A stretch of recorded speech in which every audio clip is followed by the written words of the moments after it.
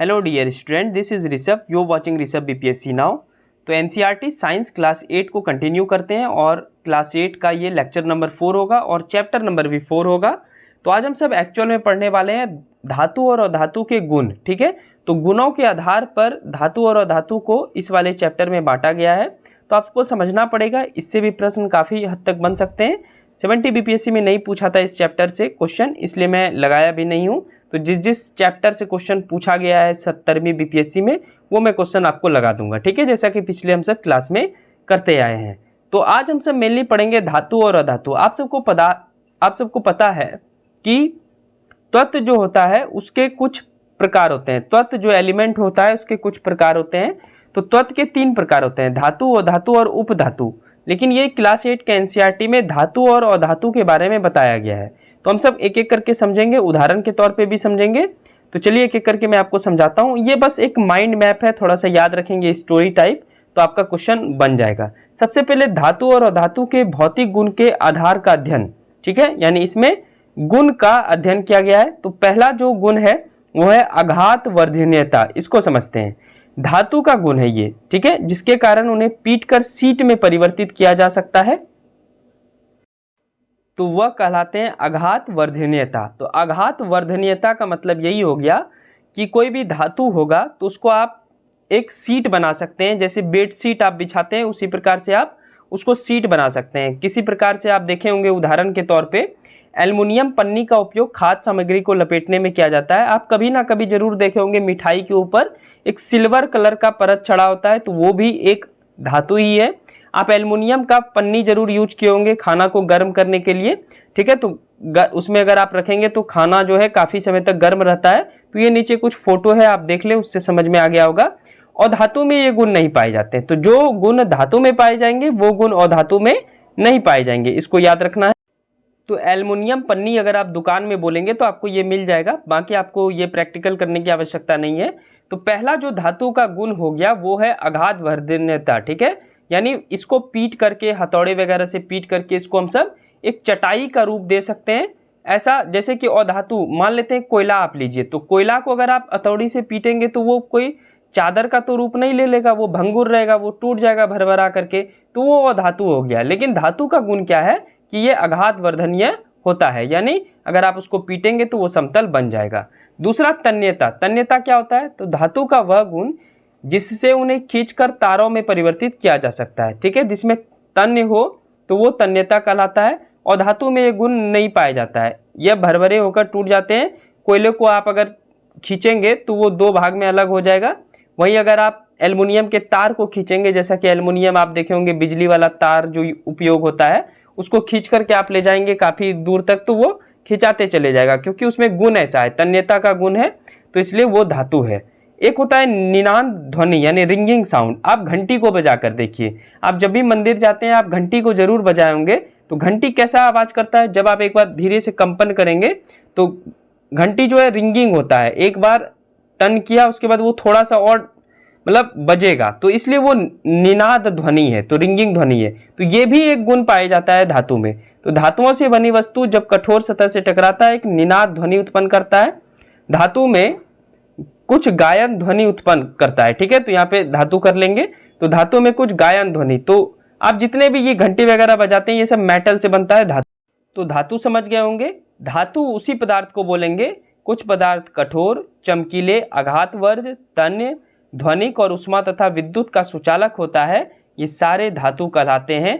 जैसे आप मंदिर का घंटी देख सकते हैं एग्जाम्पल के तौर पे, आप बिजली का तार ले सकते हैं। ठीक है, आरती करने वाला जो वो ब्राउन्स का कांच, तांबा सबका प्लेट रहता है, वो भी धातु है। तो धातु के उदाहरण की बात करें तो iron, copper, aluminium, calcium, magnesium, बहुत सारे हैं। ठीक है, कुछ धातु का विशेष गुण रहता है। तो सोडियम और पोटेशियम धातु बहुत ही ज्यादा नरम होता है, इसलिए इसे चाकू से काटा जा सकता है। आपसे बार बार प्रश्न पूछेगा कि किस धातु को चाकू से काट सकते हैं, तो सोडियम और पोटेशियम। वहीं मरकरी एकमात्र ऐसा धातु है, केवल एकमात्र धातु है जो कमरे के तापमान पर द्रव अवस्था में पाया जाता है। मरकरी, जिसको पारा आप बोलते हैं। पारा आप कहाँ से ढूंढेंगे? तो वो जो थर्मामीटर होता है उसमें जो इंक नाचता है वो पारा का ही बना होता है। ठीक है, तो इसको थोड़ा सा याद रखना, ये दोनों पॉइंट। और धातु में ये क्वालिटी नहीं पाया जाता है, तो इसे हथौड़ी से हल्की चोट से भी ये टूट जाता है। ये ऊष्मा और विद्युत का कुचालक होता है। और धातु के उदाहरण जैसे सल्फर, कार्बन, ऑक्सीजन, फास्फोरस, ये सब और धातु के उदाहरण है। तो और धातु को कैसे आप समझेंगे, तो कोयला जैसे हो गया, तो कोयला में कार्बन होता है, वो धातु है, ठीक है। उसको हथौड़ी से मारेंगे तो वो क्या हो जाएगा, वो उसमें इलेक्ट्रिसिटी थोड़ी आ रहा है, ठीक है। तो कोयला जो है वो अधातु होता है, वो भरभरा कर टूट जाएगा, चूर हो जाएगा। लेकिन धातु में जो है उसको अगर आप बजाएंगे, उसको अगर आप हथौड़ी मारेंगे, तो धातु का अगर वो वस्तु बना होगा तो वो कंपन करेगा, एक ध्वनि प्रस्तुत करेगा। फॉर एग्जाम्पल मंदिर का घंटी मैं आसान भाषा में आपको बता दिया। तो ये धातु का पहला क्वालिटी हो गया। दूसरा, अब धातु और अधातु को रासायनिक गुण के आधार पर बांटते हैं। देखते हैं कि किन किन चीज़ों से अभिक्रिया करने पर क्या प्रतिक्रिया होता है। तो सबसे पहले ऑक्सीजन से अभिक्रिया। अगर धातु ऑक्सीजन के संपर्क में आ जाए या अधातु ऑक्सीजन के संपर्क में आ जाए तो क्या उसका अभिक्रिया होगा, यही हम सबको जानना है। तो जब कॉपर के बर्तन को लंबे समय तक नम्न वायु में खुला छोड़ देते हैं तो उस पर एक हल्की हरी परत जम जाती है। तो वो पदार्थ क्या है, तो वो पदार्थ कॉपर हाइड्रोक्साइड है और कॉपर कार्बोनेट का मिश्रण है। कोई बर्तन आप छोड़ दीजिए जो कि तांबा का बना हुआ है, कॉपर का बना हुआ है, तो उसमें देखेंगे कि कुछ दिनों के बाद हरा हरा परत चढ़ जाता है। तो वो यानी धातु जो है ऑक्सीजन के साथ अभिक्रिया करता है, यही बताना चाह रहा है ये वाला उदाहरण। अब थोड़ा और समझते हैं इसको। PH scale. पहले पीएच स्केल क्या होता है, तो अम्ल, उदासीन और क्षार को मापने के लिए एक स्केल बनाया गया जिसमें से वैल्यू होता है 0 से 14। तो 0 से 7 अगर वैल्यू आया किसी चीज का तो वो अम्ल है, उसका पीएच वैल्यू हो जाएगा अम्लीय। अगर 0 से 7 के बीच में है, जैसे किसी का 6.4 आ गया तो वो क्या हो जाएगा, अम्ल हो जाएगा। जैसे नींबू का 2.2 रहता है तो नींबू कैसा रहता है, खट्टा रहता है, तो वो अम्ल हो गया। 7 उदासीन है यानी वो जल है जिसमें ना कोई स्वाद है। तो 0 से 7 हो गया अम्ल, 7 हो गया उदासीन यानी जल में ना तो कोई स्वाद होता है, जल ना तो मीठा होता है, ना तीता होता है, ना कुछ होता है, ठीक है, वो उदासीन हो गया। और 7 से 14 जो है वो क्षारीय हो जाएगा, ठीक है। अब आपसे पूछेगा कि धातु का ऑक्साइड कैसा है, तो ऑक्साइड मतलब क्या हो गया कि धातु ऑक्सीजन के साथ अभिक्रिया किया, उसकी प्रकृति क्या है। जब धातु ऑक्सीजन के साथ अभिक्रिया कर लेता है तो वो अम्ल में आता है या उदासीन रहता है या क्षारीय रहता है। तो धात्विक ऑक्साइड की प्रकृति क्षारीय होती है। ये प्रश्न बीपीएससी पूछ सकता है, तो इसको याद रखेंगे। धात्विक ऑक्साइड की प्रकृति कैसी होती है, क्षारीय होती है, यानी इसका जो पीएच मान है वो 7 से ज्यादा होगा, 7 से 14 के बीच होगा। आयरन और मैग्नीशियम की ऑक्सीजन के साथ अभिक्रिया करने पर लाल लिटमस नीला हो जाता है। तो याद रखेंगे, जब भी लाल लिटमस नीला हो जाएगा तो मैग्नीशियम के ऑक्साइड का प्रकृति क्षारीय होगा। ये उदाहरण के तौर पे दिया गया है। तो मैग्नीशियम एक क्या है, मैग्नीशियम एक धातु है, उसके साथ जब जल का अभिक्रिया करेंगे तो जल के साथ अभिक्रिया करने पर उसका प्रकृति कैसा होगा, क्षारीय होगा। तो इतना तुम तड़ाम याद नहीं करना है, आप बस ये याद रखिए ये वाला पॉइंट कि धात्विक ऑक्साइड यानी जब भी धातु ऑक्सीजन के साथ अभिक्रिया करेगा तो उसका जो प्रकृति होगा वो क्षारीय होगा। क्षारीय क्या वो मैं आपको समझा दिया। जिसका पीएच वैल्यू 7 से 14 के बीच हो वो क्षारीय है, जिसका पीएच वैल्यू 0 से 7 के बीच हो वो अम्लीय है, और जिसका पीएच वैल्यू 7 हो वो जल है। बस इतना इसको समझिएगा, याद रखेंगे, ठीक है। इस चैप्टर में ज़्यादा कुछ था नहीं, बस धातु और अधातु का गुण के बारे में बताने की बात की गई है। और धातु तो सल्फर और ऑक्सीजन की अभिक्रिया में बनने वाले उत्पाद का नाम सल्फर डाइऑक्साइड गैस है। तो सल्फ्यूरिक अम्ल नीले लिटमस को लाल कर देता है, इसलिए अधातु का ऑक्साइड अम्लीय प्रकृति देता है। तो जब भी ऑक्सीजन के साथ अभिक्रिया करेगा तो धातु का ऑक्साइड क्षारीय हो जाएगा और अधातु का ऑक्साइड अम्लीय हो जाएगा। बस इतना आप याद रखिए, काम आपका हो जाएगा इससे। तो याद रखने वाला बात मैं साइड में लिख दिया हूँ। जल के साथ अभिक्रिया करने पर ऑक्सीजन के साथ अभिक्रिया करने पर धातु का ऑक्साइड होगा क्षारीय, यानी इसका पीएच वैल्यू होगा 7 से अधिक, और अधातु का पीएच वैल्यू होगा 7 से कम, यानी 0 से 7 के बीच में। तो ये इसका प्रकृति होगा अम्लीय। अब बी नंबर देखते हैं। जल के साथ अभिक्रिया करने पर, यानी धातु को जल के साथ अभिक्रिया करते हैं तो क्या प्रभाव पड़ता है, और अधातु को जल के साथ अभिक्रिया करते हैं तो क्या प्रभाव दिखेगा, यही हम सबको जानना है। तो चलिए इस पे डिस्कशन करते हैं। तो सोडियम जल के साथ तीव्र अभिक्रिया करता है, परंतु कुछ अन्य धातु ऐसा नहीं करते हैं। आयरन जल से धीमी प्रक्रिया करता है। तो ये एनसीईआरटी में लाइन कोड है, तो इसको थोड़ा सा लिख लीजिएगा आप सब। सोडियम जल के साथ तीव्र अभिक्रिया करता है, परंतु कुछ अन्य धातु ऐसा नहीं करते हैं। और आयरन जो है ये जल से धीमी अभिक्रिया करता है। तो धातु में ये गुण दोनों पाए जाते हैं। कोई जल के साथ तुरंत ज़्यादा से ज़्यादा अभिक्रिया कर लेगा, और कोई धातु जैसे आयरन वो जल के साथ धीमी अभिक्रिया करेगा, तुरंत जो है वो जंग नहीं लग जाएगा। सोडियम धातु बहुत अभिक्रियाशील होता है, यह ऑक्सीजन और जल के साथ अत्यंत तीव्र अभिक्रिया करता है, इसलिए अभिक्रिया में बहुत अधिक ऊष्मा उत्पन्न होती है, इसलिए सोडियम को मिट्टी के तेल में संचित किया जाता है। क्योंकि ये बहुत ज़्यादा अभिक्रियाशील होता है, तुरंत ही ये खत्म हो जाएगा ऑक्सीजन और जल के साथ संपर्क में आने से, इस वजह से सोडियम को हम सब मिट्टी के तेल में रखते हैं। और मिट्टी के तेल में रखने के साथ सोडियम को हम सब चाकू से भी काटते हैं, ये भी आप बात याद रखेंगे। और धातु जल से अभिक्रिया नहीं करते हैं, यद्यपि वे वायु में बहुत सक्रिय हो सकते हैं, इसलिए अधातु को जल में रखा जाता है। ठीक है, आप कोई भी अधातु चीज ले लीजिए, फॉर एग्जांपल कार्बन का कोई चीज ले लीजिए, कोयला, उसको जल में रख ही देंगे तो क्या प्रभाव पड़ेगा, लेकिन वो वायु के संपर्क में आने से नष्ट हो सकता है। इसलिए अधातु जल से अभिक्रिया नहीं करके किससे अभिक्रिया करता है, वायु में बहुत सक्रिय रहता है। तो फास्फोरस में वायुमंडलीय ऑक्सीजन का संपर्क ना हो, उसे जल में रखा जाता है, क्योंकि फास्फोरस जैसे ही वायु में आएगा फास्फोरस खत्म हो जाएगा। इसी वजह से फास्फोरस को हम सब जल में रखते हैं। तो अधातु को कहाँ रखा जाता है, तो जल में रखा जाता है। क्यों रखा जाता है, तो जल में ये अभिक्रिया नहीं करता है, जल में इसको डुबा देंगे तुरंत खत्म नहीं होगा, लेकिन वायु के संपर्क में आके ये खत्म हो सकता है। सी नंबर हम सब अभिक्रिया देखते हैं अम्लों के साथ। अभी अम्ल तुरंत मैं आपको बताया कि अम्ल जो होता है उसका वैल्यू 0 से 7 होता है। तो अधातु सामान्यतः अम्लों से अभिक्रिया नहीं करते हैं, बस यही सब पॉइंट याद रखना है।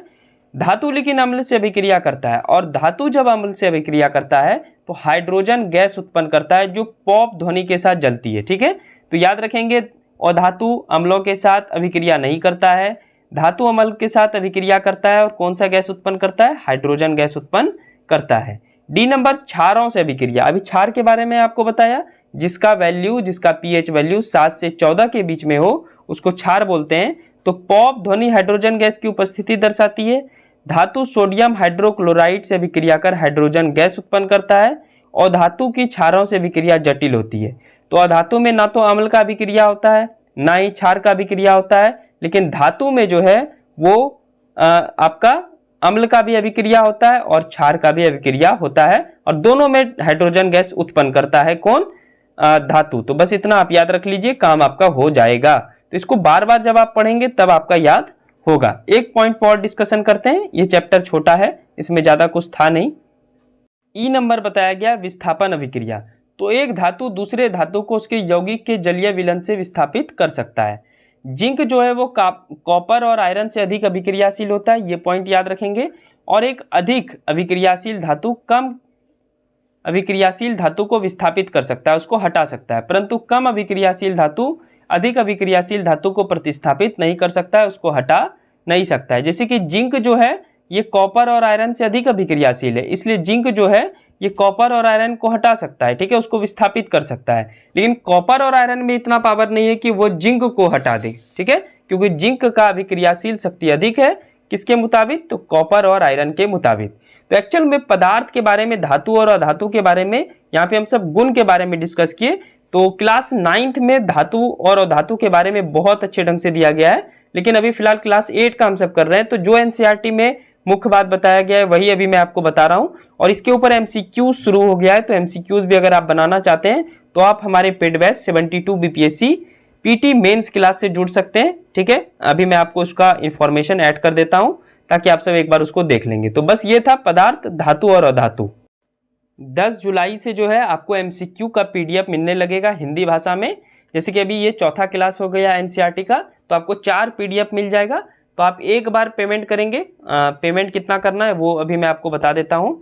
तो 72 बीपीएससी के लिए मेंस और पीटी दोनों का क्लास आपको मैं यूट्यूब पे फ्री करवाऊंगा। बस आपको अगर टेस्ट देना हो, टेस्ट का पीडीएफ हासिल करना हो, एमसीक्यूज देना हो हर एक क्लास के ऊपर, तो फिर आप 499 पे कर सकते हैं। इस व्हाट्सएप नंबर पे आप बात कर लेंगे, ठीक है। और आप कम से कम 72वां बीपीएससी, 73वां, 74वां और 75वां इतना तो दे ही सकते हैं, क्योंकि वैलिडिटी जो रहेगा वो दिसंबर 2028 तक रहेगा, यानी टोटल मिलाकर के आपका 4 साल वैलिडिटी रहने वाला है। तो इसको आप अच्छे ढंग से आप देख सकते हैं। और एमसीक्यू बनाएंगे, हिंदी माध्यम का ये पूरा कोर्स है, तो उसको आप देख लीजिए, ये आपको मिलेगा इस वाले कोर्स में, ठीक है। तो वीडियो को पॉज करके देख लीजिएगा।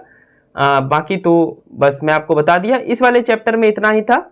और नेक्स्ट चैप्टर जैसे ही होगा 5वां क्लास, जिसमें अधिक होगा उसमें मैं अधिक पढ़ा दूंगा, और जिसमें जो सामान्य बात होगा एड ऑन नहीं कर रहे हैं, क्योंकि 9th का और 10th का कवर करना है, तो उसमें बहुत अच्छे ढंग से करेंगे। जो एनसीईआरटी में इंफॉर्मेशन दिया हुआ है वही मैं आपको बताते चले जा रहा हूँ।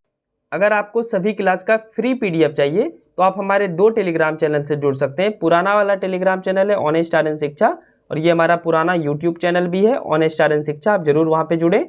और न्यू जो इस चैनल के माध्यम से जो BPSC का कंटेंट इस पर अपलोड होता है, तो टेलीग्राम चैनल का नाम है ऋषभ BPSC, आप सर्च करेंगे तो आपको टेलीग्राम पे मिल जाएगा। ठीक है, थोड़े दिन में मैं इसके लिंक की भी व्यवस्था कर दूंगा डिस्क्रिप्शन बॉक्स में, ताकि आप सब वहाँ से आराम से जाएंगे और आपको क्लास का PDF मिल जाएगा। बस टेस्ट का पेमेंट करना होगा, बाकी आपको PT से लेकर के मेंस तक सारा कंटेंट फ्री मिलेगा हमारे इस चैनल पे, क्योंकि मेरा गोल यही है कि कंटेंट के स्तर पे हमको भारत का नंबर 1 चैनल बनना है BPSC प्रिपरेशन के लिए।